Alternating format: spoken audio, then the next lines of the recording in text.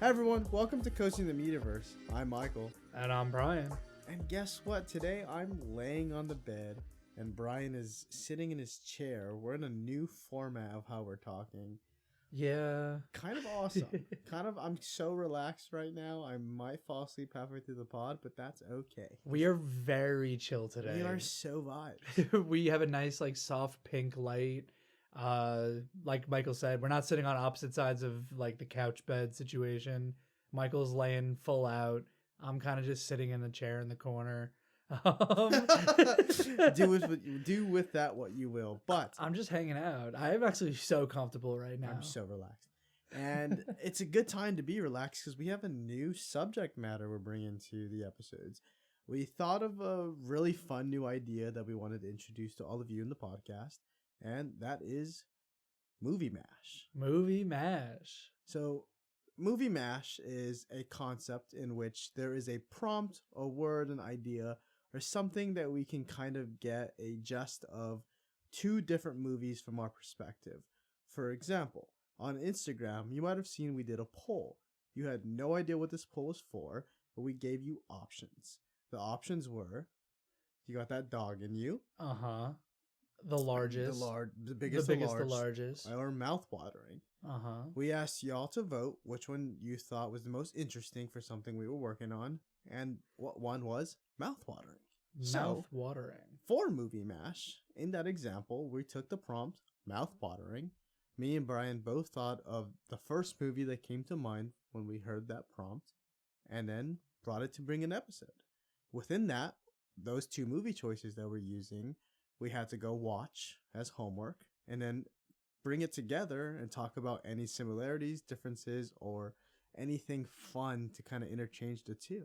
Just the experience of doing these movie mashes for in the future, it's double features, like the Barbenheimer situation with two drastically different tones. It makes for a really interesting double feature. And that's why that was my appeal for the movie mash. Yeah, and I was just thinking that I'm a big double feature person if I have the time for it. I mean, or it is fun to watch one thing by itself. It's kind of like a classic drive-in for me when you go to a movies and they usually show two. It's also a fun way to either do a genre mix of movies when it's I want to watch something scary, then something happy afterwards, or just two favorites of I get to pick the movie, then the friend who's over watching a movie, or something like that, right? It's just fun in pairs of two. I mean, two of us, two movies. It just works out. So we would like to bring to you this first one, as we mentioned already, mouthwatering. So what was your pick? My pick was Spirited Away. And why I picked Spirited Away was, in the beginning, when you first think about the two parents who are at the place and they see all the food, that food looks so good, which they're eating it. They're really appealed to it, and it's so mouth-watering that it was oh yeah, that's that scene's just embedded in me in my head. So I was oh, yeah, that would be mouth-watering for me. And then you have No Face later on, who's at the spa and just so relaxed, and he wants to eat all the food. Again, the food is just so appetizing in this world, and to me that was my definition. What about you? When I heard mouth-watering, I immediately thought of The Waterboy, the Adam Sandler movie. Enough said about it. Mouth-watering, Waterboy, they're drinking water. His whole thing is water saves everything, or I did not know what you were going with. I was expecting a horror movie with gore and shit, or a thing where they're eating people or something. Yeah. So I knew that if I came in with The Waterboy, we were gonna have a crazy juxtaposition of movies, and I was very pleasantly surprised with Spirited Away. Doing a double feature of Spirited Away and The Waterboy is a crazy choice, and it's a great indicator for how wacky these movie mashes are gonna go. Most definitely. And I'm actually curious because we didn't do this together. These are separate from us watching movies. What order did you do that in? I watched Spirited Away first because I just kind of wanted to watch a really good movie, and then I went in to watch The Waterboy to kind of just come down from that. Which is so funny because I did it backwards. Really interesting. I did the first, and then which was just Waterboy was so funny, and it was reliving a lot of old nostalgia for me because I haven't seen it in so long. Sure. And then getting into a movie that I knew I was going to really enjoy, that the ambiance was going to be really comfortable and relaxing, and I was going to be seeing beautiful pictures on the screen. So then it was almost like my palate cleanse. Well, yeah. So do you think that's why we did it that way, like subconsciously, where we both picked the one where we maybe haven't seen the most or like in most recent history? Because I'll be honest with you, I was sick like 2 years ago, like for like a full week, and I watched The Waterboy like 8 times in 1 week, and it was amazing. And my girlfriend would come in and be like, why are we still watching this? And like the first time would be like, what is this? This is stupid. And by the fourth one would be like, he loves mama. Like, and it's great. Mama. The Waterboy is such a stupidly amazing movie. I love it. You rated it 3 stars. Yeah, bro was hurt. And I looked and I rated it 5 stars on Letterboxd. And I will be honest, it's a little embarrassing, but at the same time, No, but I love that movie. As we always go back and forth on this podcast, like what you like, and own it, right? If it's your 5 star, it's your 5 star. Yeah. And if it's, we rate movies differently. We do. And I really enjoyed the movie. It definitely has some dated things in it, and I would watch it again. But it was just a 3-star movie. No, it's definitely dated. It definitely has a lot of things that are, not exactly appropriate or respectful or, that being said, for its time, like it's pretty good. Well, don't get me wrong. Like there are certain things that are dated. Yes, it's like, okay, maybe we shouldn't do that anymore. But there's also a certain kind of comedy that comes from things of that nature. I mean, I really like the scary movies and a lot of other Adam Sandler movies. And there are some things that really only work because they were doing different things that maybe aren't as bad as maybe we're implementing, because we're not getting into it completely. But I think that there is a fine line in comedy that just works. Totally. And that's the thing. Like, so I watch it and there are moments, like I think there are only really like 2 or 3 moments where I go, ooh, that is not a great joke. Like that did not age well. But I will say for the most part, it's it's really funny. It's just a solid comedy. But yeah, with that, do you think that's why you watched The Waterboy first, because you just haven't seen it in a while? I think it, like you said, naturally I watched the one that I haven't seen first, so I can really start it off that way, and then go to the one that I chose because it was the comfort one for me, right? It's like I know I can lean to this one afterwards. Yeah. I want to get it. I want to take the one that I haven't seen in a while more seriously. Yeah. Because the first comparison I actually want to make between the two, before we actually delve into movies, is Studio Ghibli movies, or Ghibli, right? That's the debate. Yeah, do you say Ghibli or Ghibli? I say Ghibli. I say Ghibli. Okay. It's probably Ghibli, but I say Ghibli. So I'm going to lead with Ghibli. Studio Ghibli and Happy Madison Productions. Yeah. Right?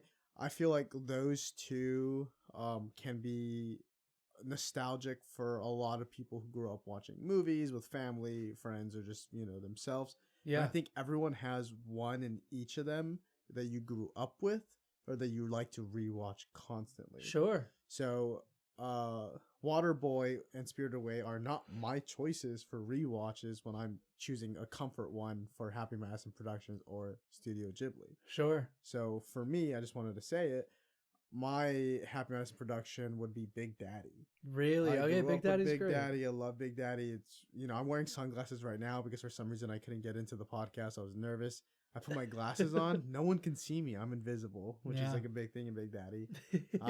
And Studio Ghibli, I go back and forth between Porco Rosso and Howl's Moving Castle.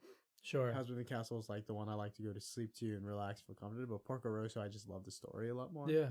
But yeah, I think that those two production companies and have this one that we generalize and make our movie, right? Yeah. What about for you? I mean, I think as you were saying that, you're so right. I think both of these studios, when it's one of their movies, what you're expecting, like they both have their own strict tones and tastes and styles where like, if you're a fan of one, you're probably a fan of many of them. Like if you're not a fan of like half the Happy Madison movies, you're probably not a fan of, most of them, if not any of them.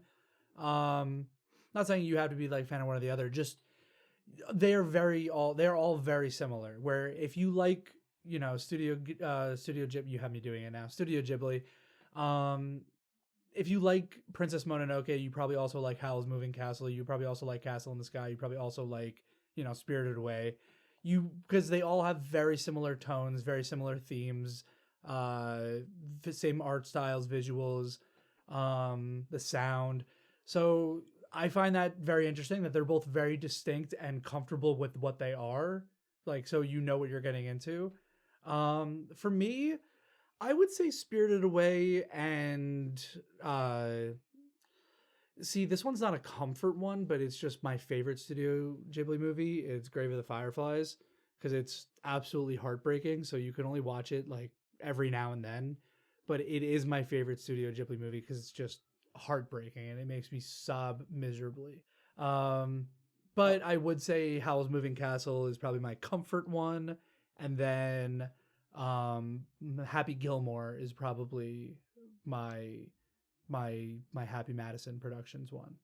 Nice. Yeah. Yeah. And again, I just think that that's the first thing when I was like listening to us talk about these movies that we chose, and I was thinking about it before I even watched it and went, whoa, wait a second. Like, I do feel so strong about what my Happy Madison pick is and what my Ghibli pick would be if I had to choose.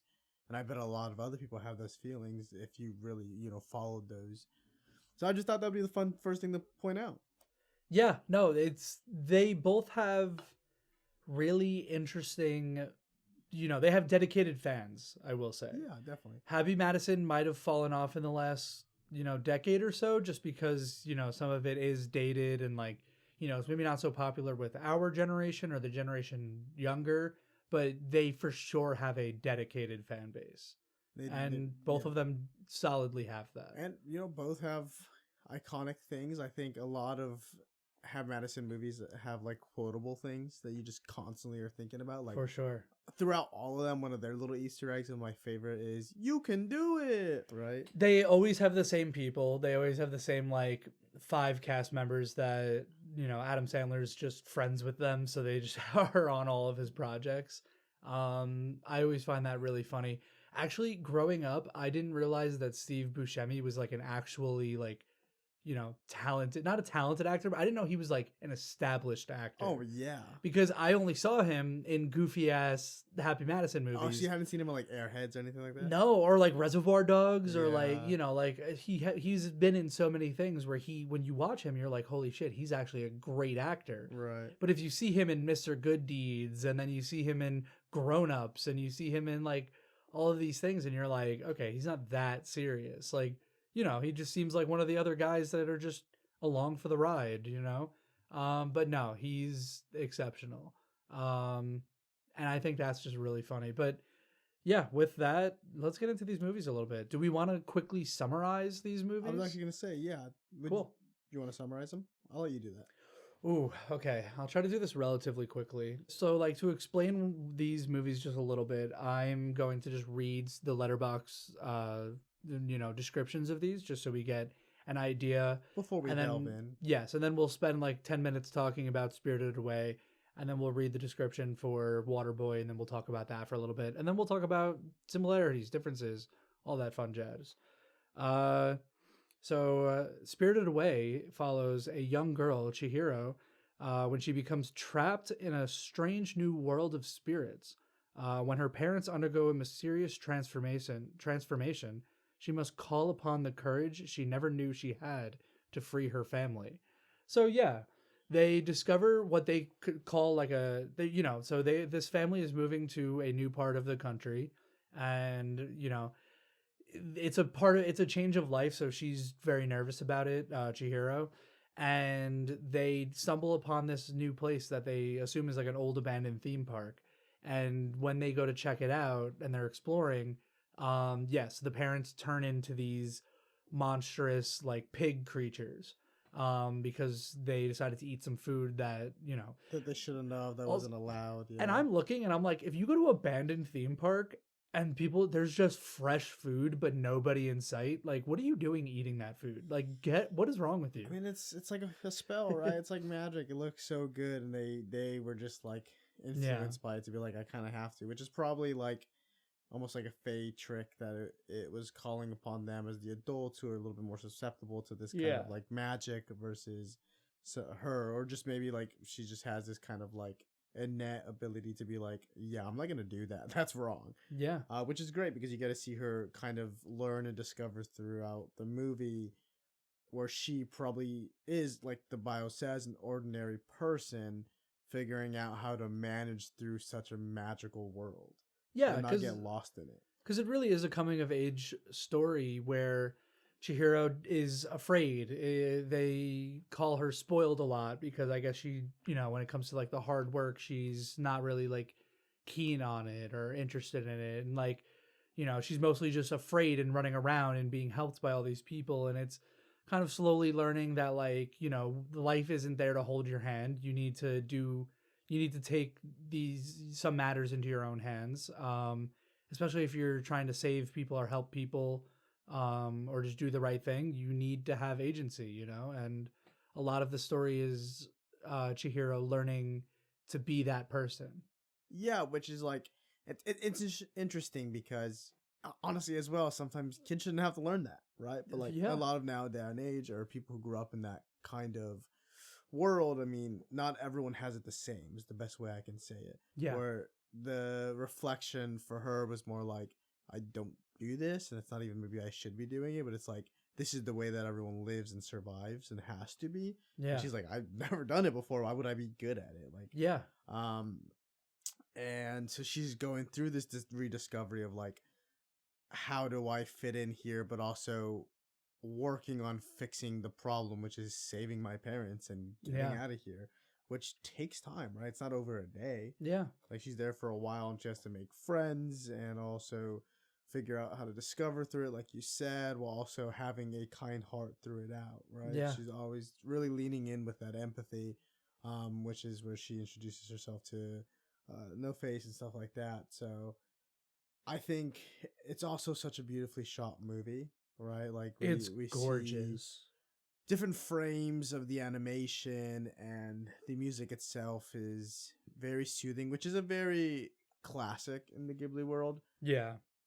Definitely will not lie. When I was watching it, I was being lured to sleep because that's just how my brain works. Watching It's so Studio Ghibli. comfortable. Not in a bad way, Yeah. but I'm just so relaxed.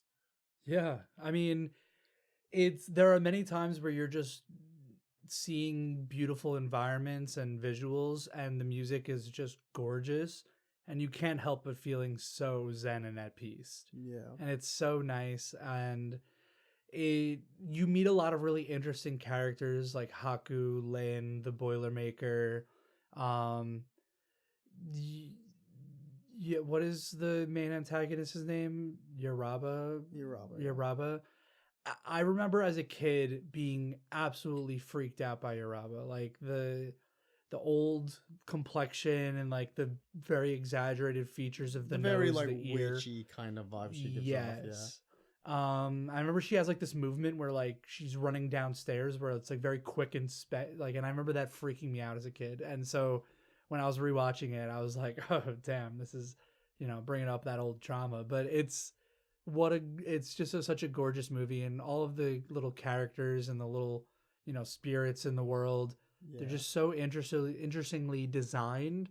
And that's something that Studio Ghibli it has a beautiful heart. That's one of my favorite things that you said, like design and the art we were talking about, where Miyazaki, one of my favorite things about the creations that he makes is he kind of talks about it like the art is alive.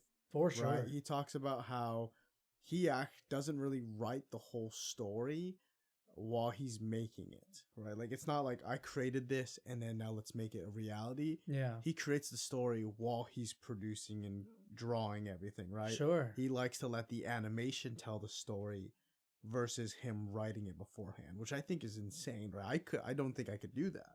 But somehow he's so in touch, which can show in not only the beautiful animation that kind of stands out the most, but in the telling of his art and his craft, and why I think it's so powerful to really feel, because it's almost like he's touching into this magic ether that the stories have constantly.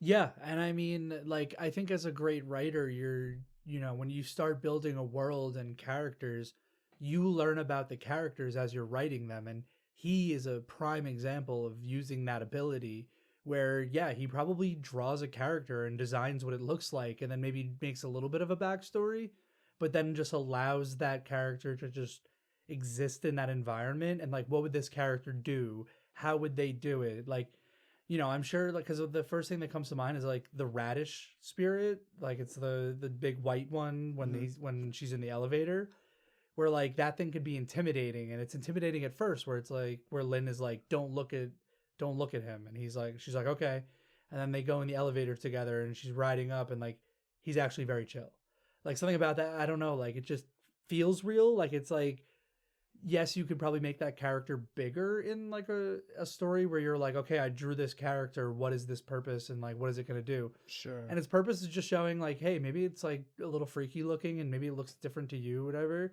but it's just there to live its own life and it's got its own things that it's doing. And Yeah, you're in its story for like 2 seconds. 100%. Like you said, it's like they have their own stories that we might not see, but the characters are written as such, right? Like Yeah. there's so many things going on in the background, and with these characters that you meet, whether for 2 seconds, 5 minutes, like things are always happening. Yeah. And like when she's going on with her like adventure and more, despairing quest to figure out how to save her parents, everyone else is doing something in the background that will eventually lead up to meet her, which is yes in all storytelling, but you can really see it in this movie. Yeah. What I really love about Studio Ghibli movies is that they have arcs in them. They never flow like a natural story does. Because the overarching story is Chihiro going to get her family back and doing whatever she can. But it starts with Haku saving her, doing the little like they have to cross the bridge and then like go to thing, and then he tells her to go find a job with the Boilermaker. She's down with the Boilermaker, and then she meets Lynn, and then she gets pulled up to the top, and then she works in the bathhouse for a little bit, and then what is that? She finds Haku as the dragon, and then tries to save him, and then she goes to Yoraba's twin sister's house, and then she comes back. Like, there's always these like sections of Ghibli movies where they're kind of just like when you say that like he doesn't write the full story before he makes it, those moments feel like that because it's very unpredictable in the way that real life is. Yeah. Where like the story isn't like, oh, this person goes here, so then they go here and then they do this. Like sometimes the world just shakes up for the character, right, where they just end up in a new place and they don't even know how they got there. Where normal storytelling is like, let's tie everything together and visualize that for you. Yeah. This is just more like, hey, yes, this character is doing this over here. We're not going to show you that, but they're going to maybe mention it and you're just going to know what happened because they have arrived. Right. Yeah. And yeah, I think it's so fun when they do it that way, which can be kind of confusing for people, but I think it's the way that the story is told and I wouldn't want it any other way. Yeah. Before you get into the synopsis for Waterboy, I still want to talk more about this. Oh, okay. Let's go backwards then. I wanted to ask, do you have like a favorite part or like a favorite sequence of the film? The train scene. The train scene is gorgeous. The train scene when Chichiro's there with No Face, and they're just kind of like, at this point, he had become the mysterious character who she was very nice to, who then started to fall into an antagonist role. He became corrupted. Where he became corrupted, and she was like, no, he just needs to get out of here. This place is hurting him. Yeah. And then she leads him astray and takes him with her on her journey, and she almost solves his problem. Yeah. And they just enjoy a relaxing moment together. I love the moment when they get on the train and she's like, now behave yourself. And I'm like, you're a little girl telling a spirit to just behave himself. Like she's grown up so much in these moments, and it shows, right? And that's like a little character development growth of like, yeah, she probably wouldn't have said that before. But now she feels like she can, and she says it with her whole chest. Yeah. And I just think it's such a sweet moment. A full circle moment. And it's just like, kind of like we said, taking the pacing and the movie from one place to another. Yeah. What about you? For me, I would have to say it's the sequence of cleaning the river spirit. Because when it first shows up, it's the blobbiest, ugliest mess. And when it fully got into the bathhouse and like it was just leaking stuff all over the floor, like I was thinking about how I would react in that scenario, and like I was actually like I was dying on the inside, like my Sure. little germaphobe ass. Like I was just like, this is terrible. It definitely Um, reminds me of all the bad things I've cleaned up in my years. I'm like, sure. yeah, No, so actually, it's a metaphor for environmentalism. Obviously, like it's a river spirit, and then when she pulls out the what she calls a thorn, it ends up being a bunch of pollution that like just ended up in like that river probably, um, and then it becomes healthy, and then it becomes the dragon, and then it flies out of there, and it's beautiful. But it's like I don't know, just something about it where everyone works together, and then from there, a lot of the spirits really like Chihiro. Even Yoraba even is like, oh, you have some like, ability and some talent. yeah. And I just it goes into the ending where she solves the final test with the pigs, and all of the spirits are cheering for her.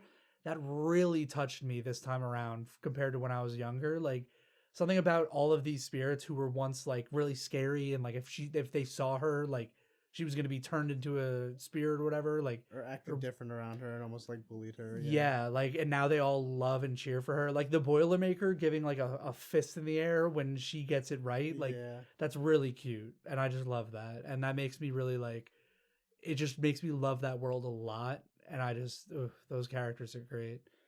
Before we switch over to the Waterboy, really quick, do you have a favorite little guy in that? Like the favorite? It could be No Face. It could be anything. No, it's No Face. I believe that. That's my favorite little guy. I feel like the obvious answer is the Soot Sprites. I think they're so hilarious. Yeah, Sprites are cute, yeah. My partner loves the Soot Sprites. I do think it's when the big baby turns into the. I knew that was gonna be your choice. And then like the bird gets also turned into the little bird, and then they're just like buddies. And then that scene is so cute when the twin sister Rob was basically like, Yeah. they can turn back anytime they want. Do you guys want to turn back? And And they're they like, both nope. shake their head no. Because they're having a good Because they're having time. a good time. They're vibing. Mhm. It went through their own character development that we probably don't really hear much about or see what their brain is thinking. No. They know it. Yeah. And yeah, that was fun. Did you know, by the way, who that voice actor was? Did that remind you of For anything? who? For the main character, Chihiro?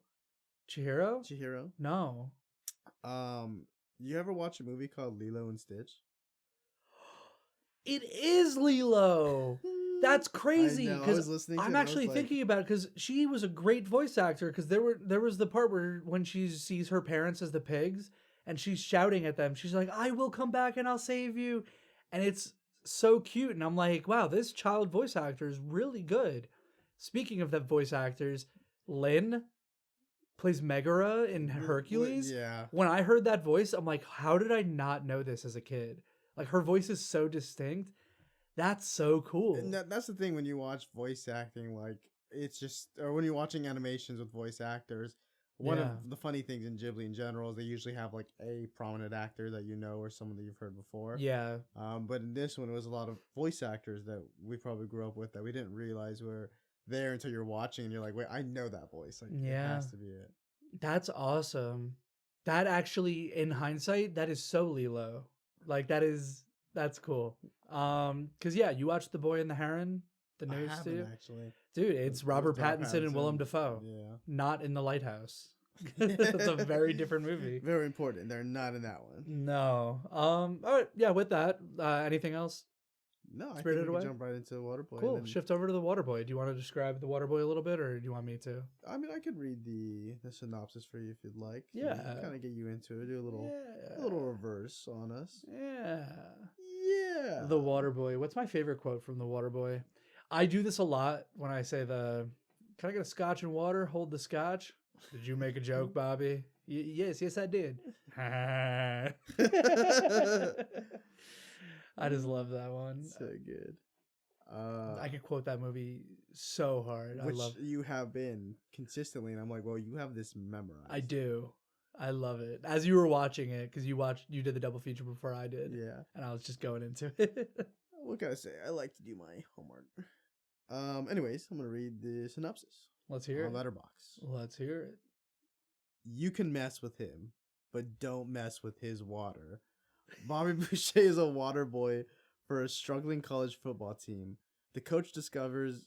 Why do I always forget how to say his name? Can you say it again for me? Who? Bobby Bobby Boucher? Boucher. Yeah, it's French. The coach discovers Boucher's hidden rage makes him a tackling machine whose bone-crushing power might vault his teams into the playoffs. Yeah. Which is an interesting synopsis for it, but like also, even though that is it, that doesn't really feel whole for me. No, because those synopsises kind of just break down like the most basic aspect of the plot. But it's really about Bobby growing up and really just being his own person because, that doesn't even talk about, there are two main antagonists. It's the other football coach and his mom because she's preventing him from growing up. I mean, Mama. Kathy Bates is so good in that movie. Like oh God, I love her. A big part of why I love the movie. I know. Foosball is the devil. I love everybody's accents. She got the devil in her, Bobby. I love all the accents that they're doing. Yeah. Henry Winkler is the coach, who's his coach. His new coach, right? I love when he sits down for dinner with them and then he's like, I didn't always listen to my mom, and then pulls down his pants and he has the tattoo on his ass. And I'm just like, why are we looking at Henry Winkler's ass? But hell yeah. Movie's just so funny in that way. But it's funny because you can tell that's not him, right? Like that's a stand-in, but yeah. Who's the guy who's his best friend on the team? Do you remember his name? I do not. I'm looking it up right now. Because I've always really liked that character. I think his name is Derek? Derek. Yeah, I always really appreciated him because it's just like he's the only one that accepts him immediately when he's like something about he's like, my mama says that too, and it's like boom, friends. And then like, they go to school together and he's like, you want to borrow my helmet? He's like, and he gives him his helmet. He's like, let's see how it fits. Yeah. And he puts it on. He's like, yeah. And then when they're in the class, like you said, he's like trying to make sure he doesn't make a fool of himself. Yeah. But he's also like, well, this is just him. So. Medulla oblongata. Something's wrong with his medulla oblongata. And he gets beat up. I just... Don't talk bad about my mama! And then beats him up. Adam Sandler... He plays these characters, especially Bobby Boucher, where like, it's a little dated in that he's playing someone that, has, I guess, I don't even know if you could say Bobby Boucher has like mental disability, but like, I don't think he's making, I don't know. It's hard because on one hand, Bobby Boucher is part of the joke, but you're also not making fun of him. You're actually condemning the people who are making fun of him. Well, I guess for me, it's never been that. It's always been someone who is out of the norm, right? Sure. Someone who's not grown up around a group of people. And so for me, it feels more antisocial, or someone who's just not in the know of like the character norms. Sure, or even yeah. the modern reality of how to be. Because like in Little Nicky, it's almost very similar, where he's like someone who's coming from hell to a world. He's like, he doesn't know how this place is, right? Yeah. And so it's almost like Bobby lived in his own little world with Mama, and he only learned from her. So he always, everything he thinks, which is law, is what she's told him. Right? Yeah. Like everything he's gathered in this world was from her. So why would he know how to be with everyone else? And then bro's been working since he was a kid as a water boy and getting bullied and picked on from these people the whole time, which he thinks is normal. Yeah. I watched that opening scene and I'm like, how are you like a full grown ass man bullying a child? Like what are you doing? Athletes. Yeah, so true. That's the message I took away from The Waterboy. All athletes are terrible. They're bad people.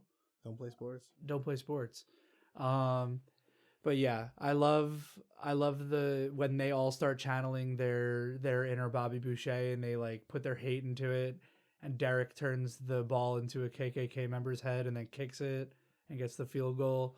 But I really loved, I just, what I always liked about The Waterboy is that it's such a simple, like, just a simple comedy, but he does. I always just appreciated the story of him just growing up and, like, he's growing up. He needs to be his own person, but that doesn't mean like shunning his mom. It doesn't mean making his mom be the overarching villain. Like, she at the end supports him, and then when he wins his big thing, like I texted you when I rewatched this when he said I love mama, and then the sign or like the big jumbotron thing says he loves his mama.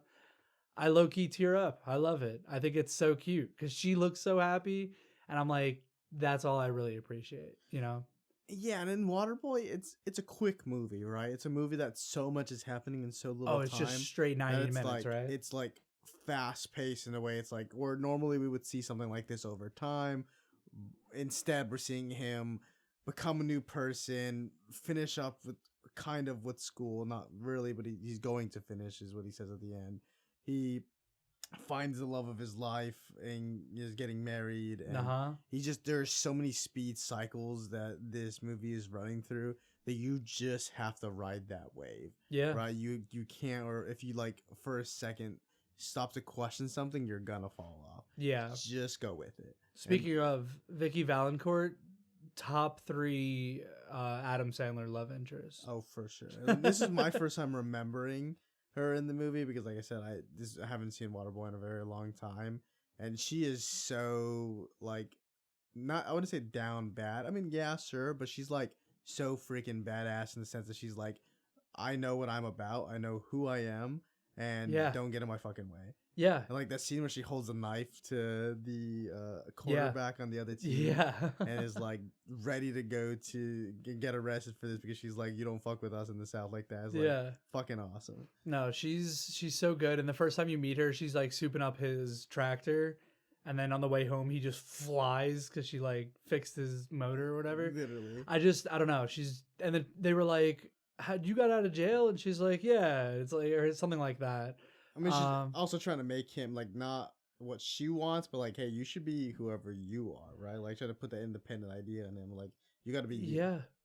And they could have made a love interest in this movie where it's like, I don't know, where she wants him to change a little bit, but she wants him to be exactly who he is. Like, she wants him to be more who he is. And if he wants to play football, that is the person that he should be. Sure. And she loves that part about him. And I think that, I don't know, there are a lot of cute moments in this movie where it's like, yeah, you look at The Waterboy and it's goofy and, it's got like raunchy humor and it's kind of like, it's got some dated things. It's got some profanity, but it also just has a cute little story wrapped up in it, And also sue me, but that Southern accent fucking kills me. It is amazing. There's one part where when her and Mama are fighting and she goes, he could do whatever he wants. And I was like, oh, yeah, so stupid. Go, Bobby. Okay, so yeah, that's basically The Waterboy. Let's get into some similarities because I'll be honest, when you and I were talking about them, you were like, oh yeah, I found some. And I was like, really? I don't know. Oh yeah, there's a lot of similarities. Can I name the 3 that I have? The standouts? One, the mom character is kind of oppressive. Yeah, I mean that's one. You got Mama. No, because Mama, and then the mom that like Chihiro's mom. Every line that she says is like telling this girl what to do. Like she's like, "Don't do this. Don't hug me too hard. You're gonna make me trip." Or come on, let's get moving. Let's do that. I'm like, damn. Like let Chihiro be a kid. God damn it. Fair, but also take that up another level. Who's her mom figure throughout the whole movie? Lin and Yoraba. Yoraba, Mama. And hey, Yoraba Mama. Yoraba Mama. They are so similar in some ways, and I think even like having the twins, the one that's the caring one and the one that's the more aggressive, and Mama is both, because Mama loves him. Yeah, Mama loves her son very, very much. Yeah, but she just wants to keep him close because she doesn't want anyone to hurt him. She also doesn't want him to leave the nest, right? For sure. Versus in this one, it's like, again, I think they're split into that sense, which is why I enjoy that. And I think they are 100% very similar characters. We just see it differently. Yeah. If Mama could have magic powers and keep everyone under control, she would definitely do that. Foosball is the devil. My second one, they both were orange at some point. Yeah, no, very crucial. That's very coloring defining. in movies important. Means a lot. And then my final one, they're both coming of age. Yes. No, they are both coming of age where these characters learn to be more themselves. That is a fact. You see, this is what I'm saying. I told you I had similarities, and you're like, I don't have any similarities. And then you just walked in and said, hey, I'm going to say the things that you think is similar, and then just list them out loud. Like, I don't know if you had more. Did you have more? Well, these are big ones. Then. They are. I didn't These know are the big really ones. important things. I don't know. I was wondering if you were going to be like, yeah, they're both characters named Jimmy that do this, and it's like, I don't know. No.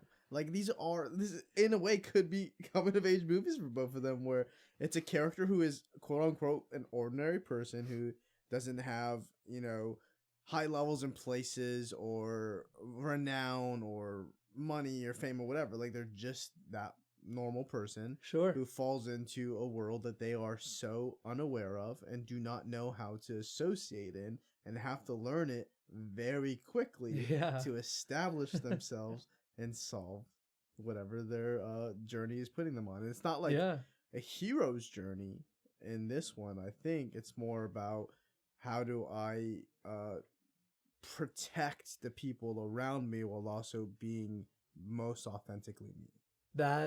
That's wonderful. It's really funny that the Waterboy and Spirited Away both have beautiful be yourself stories. I mean, Haku and Vicky Valancourt are both the love interests that help them just be themselves. They help them be themselves and are a little hard on them, but in like a very caring And they way. both have complicated, like, dirty pasts. Yeah. And then they have their best friends who just kind of are like, hey, I'm going to take you under my wing. Yeah. And I'm going to support you through this. I'm not going to ask anything of you besides just, again, be authentic to yourself and follow me. Yeah. Right. Do you think the Boilermaker and the coach, Henry Winkler's character? You could find some similarities there. A little reach, but I could see Who is the Soot Sprites of Waterboy? Wouldn't those be the two guys sitting on the bench always commenting on it? Yes. Oh my God. I love those guys. Oh man. I want to quote one of them so bad right now. I can't think of anything. Yeah, ask me to quote in the moment, it's gone. No, I know. 5 minutes later, I'm going to be like, there's the line. Let's go. They just lost the game, you idiot. Very Beavis and Butthead humor when they're on the screen. But yeah, I loved this double feature. Listen, I love Spirited Away and I love The Waterboy. I would not have watched them in like this last couple of months or so if it wasn't for this. So I'm very grateful that we started this. Yeah, and I think that's the fun thing about this idea of bringing two movies together in a movie mash. It like either is bringing movies together that you never would have double featured before. Never, like literally never. So fun. I think this is something I like have always wanted to experiment on. And when the idea came to me, I was just like, we got to do it on the pod. Right? Yeah, like, this is just so fun. I think people should follow along with us. So if you're listening to this episode and you have not seen these movies or you've seen before, I recommend just follow it. Do it like we did in whatever order that fits for you. And let us know what you thought about that. And please tell us if we're missing any like weird details, like if any connections. I would love to see if like there were just more things that are lined up. We went into this, but I should have like sat down and like did like thorough research and looked at like names or like each plot element. No, but I love our version of a first impression. Like, yeah, this is just what we did. And I want there to be someone that's like, no, you guys didn't see this. Be like look at this specific plot that is in the middle of both films that connect the story together. I'm like, whoa, that's a crazy pin. Yeah, no, because like I said, doing a double feature like this, really interesting. And it's something that I really appreciate about film is that, yeah, everyone could have their favorite genres or the tones that they connect with the most and themes that they relate to. But at the end of the day, like, film should not be put in a box where you're like, oh, I only like blank. Like, if that's your thing, that's totally fine. For us two in particular, I know that's not the case, where we like variety. We like when film does what it wants to do. And that's what I think these two movies do really well.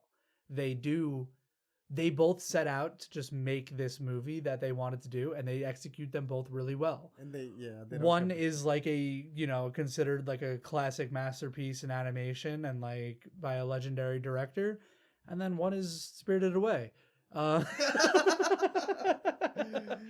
totally fucking no, but that's what I'm saying. Like, if your favorite type of movie is Adam Sandler being Bobby Boucher and, doing The Waterboy, I'm so happy that you have the opportunity to watch this movie.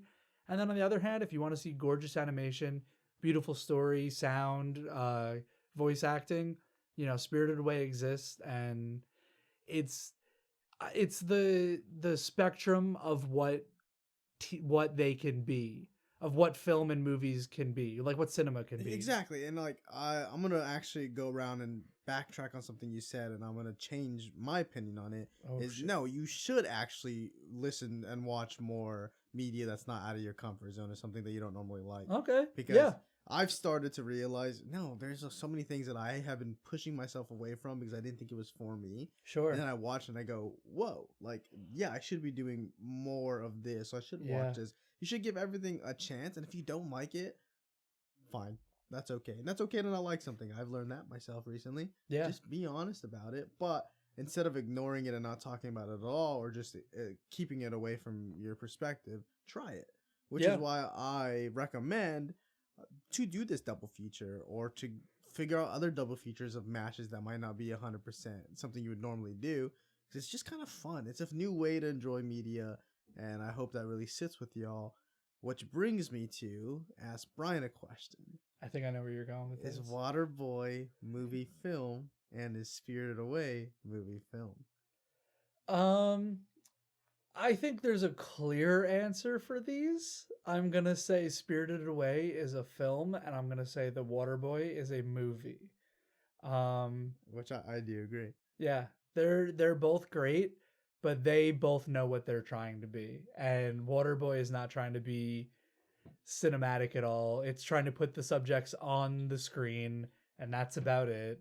Meanwhile, Spirited Away is hand-drawn by very talented people, and they thought about what they were doing, and they made sure things were as beautiful as possible.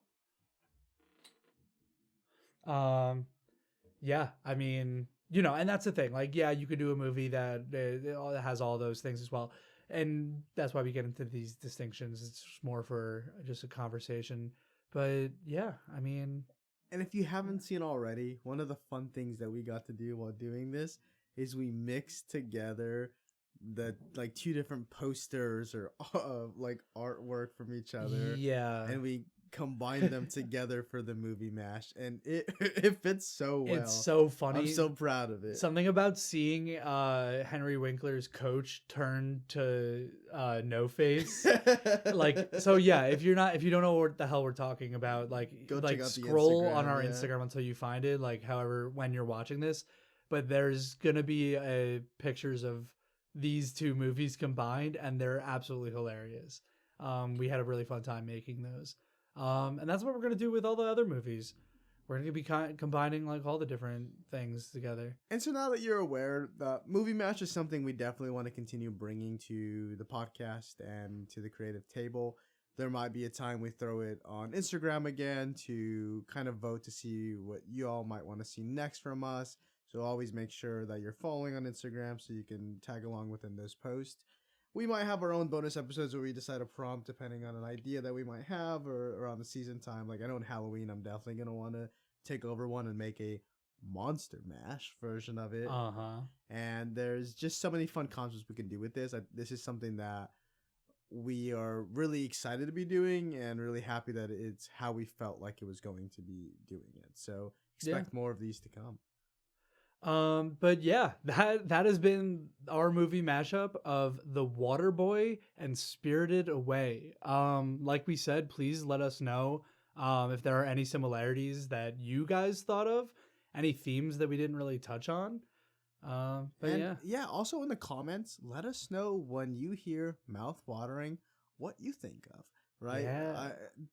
Having normal conversation with people, and very briefly mentioned. My sister also said Waterboy, which is kind of crazy because Love that was it. your choice. Love it. I've heard, my roommate say, why am I forgetting? Underworld, which Oh, okay. mouth watering. I almost said Cloudy with a Chance of Meatballs. So Also funny. I've heard Jaws, nice. which is a good one. That's really good. So we could have had a crazy mashup of all these different things. So it's really cool that we got these two movies. And these are what me and Brian's first thoughts were. There's a lot of other things that can fit into it. So I'm really curious to see what yours are. And if it was the same as one of us, let us know. Yeah. Then we'll feel right and better.